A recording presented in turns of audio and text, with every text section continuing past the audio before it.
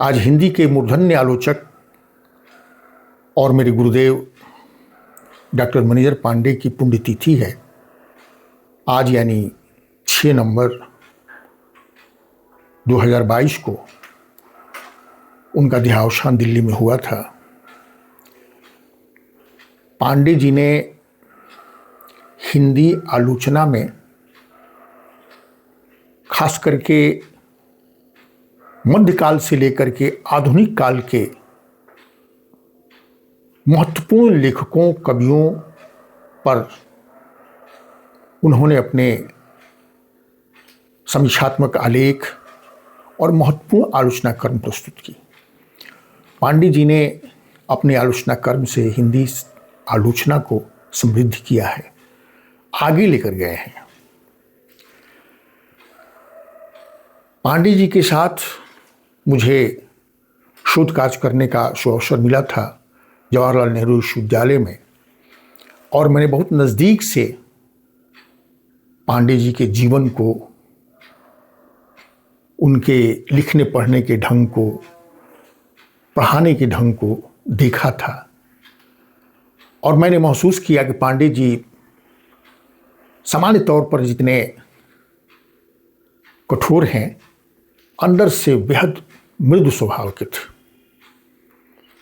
मध्यकाल के संत कवियों, भक्त कवियों से लेकर के, यानी कबीर, तुलसी, सूरदास, मीराबाई से लेकर के आधुनिक काल के कवियों, लेखकों में प्रेमचंद, सूर्यकांत त्रिपाठी, निराला, मुक्तिबोध, धूमिल,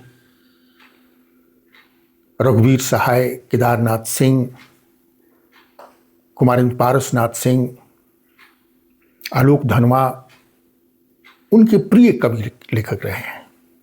पांडे जी ने अपने शोधार्थियों से और खास करके नए लेखकों से बहुत स्नेह करते थे, और जब भी उनसे मिलने के लिए समय मांगा जाता था, सहर्ष वो आमंत्रित करते थे। और अपने शोध विषय के अलावा साहित्य के तमाम विषयों पर उनसे बातचीत होती थी। मुझे याद है कि कुमारेंद्र पारसनाथ सिंह उनके प्रिय कवि थे, किंतु किन्हीं कारणों से उनके बीच अनबोला चल रहा था, मुझे मालूम नहीं था। एक बार जब मैं दिल्ली में था तो एक दुर्घटनावश कुमारेंद्र पारसनाथ सिंह को थोड़ी चोट लग गई थी।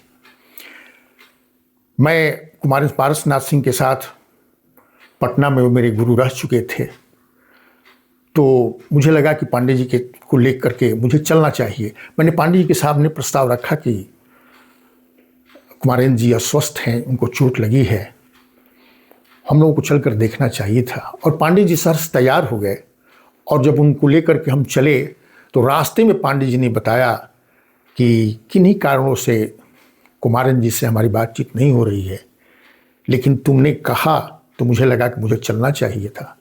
और वहाँ पहुँच करके मैंने देखा कि दोनों लेखकों के बीच बड़े ही आत्मीय संबंध थे, और बड़े प्रेम से, पूरी आत्मीयता के साथ दोनों लेखकों ने बातचीत की, और मुझे हार्दिक खुशी हुई।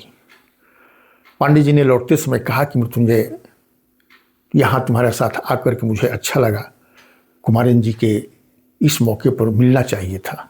कुमारेंद्र जी को भी अच्छा लगा। पांडे जी सामान्य बातचीत में बड़े विट्टी थे, पूरी बौद्धिकता के साथ। उनकी बौद्धिक टिप्पणी जो होती थी बड़ी इंटरेस्टिंग होती थी। इसलिए मैं साहित्य के पाठकों से मैं निवेदन करूंगा, नए लेखकों से निवेदन करूंगा कि उनकी जो आलोचना पुस्तकें हैं, जो शब्द और कर्म से लेकर के बात तक की उनकी जो किताबें हैं, उसको तो आप ज़रूर पढ़ें। लेकिन मुझे लगता है कि उनके जो 3 किताबें हैं, उनके इंटरव्यूज़ के, उनके साक्षात्कार के, उसको ज़रूर पढ़ना चाहिए। पहली किताब उनकी है मेरे साक्षात्कार, दूसरी किताब है मैं भी मुंह में जुबान रखता हूं।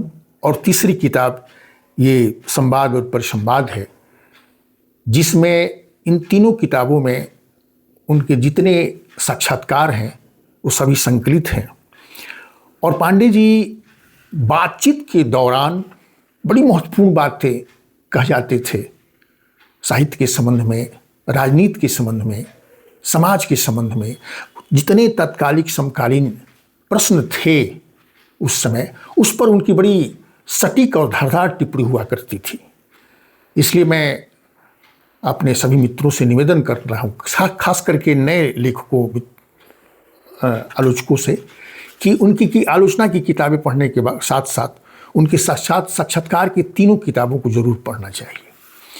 मुझे याद है जब निर्मल वर्मा की जो किताब आई थी शब्द और स्मृति, उसका जवाब देने के लिए पांडे जी ने शब्द और कर्म किताब लिखी थी। जब डॉक्टर रामस्वरूप चतुर्वेदी की किताब आई हिंदी साहित्य और संवेदना का विकास, जिस पर पांडे जी थोड़े नाखुश भी थे कि इस पूरी किताब में कोई इतिहास दृष्टि नहीं है, आलोचना की इस किताब में कोई इतिहास दृष्टि नहीं है, और तब उन्होंने साहित्य और इतिहास दृष्टि की किताब लिखी थी। तो इस तरह से पांडे जी साहित्य के प्रश्नों को लेकर के बड़े सचेत थे और उस साहित्य को समाज के संदर्भों में ही देखना पसंद करते थे। इसलिए उनके पूरे आलोचना क्रम में सामाजिक विकास, सामाजिक चिंतन और सामाजिक सरोकार मुख्य बिंदु रहे हैं। आज चूंकि उनकी पुण्यतिथि है, तो मुझे लगा कि इस मौके पर आपसे बातचीत की जानी चाहिए। गुरुदेव की पुण्यतिथि के मौके पर मैं आप सभी से निवेदन करना चाहूँगा, खास करके बिहार के लोगों से, कि बिहार में चुनाव 2 चरण में होने हैं, जिसका पहला चरण आज 6 तारीख को है, 6 नवंबर को। और पांडे जी बिहार के प्रश्नों और समस्याओं को लेकर बड़े चिंतित, बड़े संवेदनशील थे। प्रायः बिहार उस समय स्थिति और ख़राब थी, और ऐसे में वो चाहते थे कि बिहार में परिवर्तन हो, इस खतरनाक फेज से हमारे राज्य के लोग बाहर निकलें। और वो भी मानते थे कि चुनाव ही उसका महत्वपूर्ण हथियार है और अवसर है।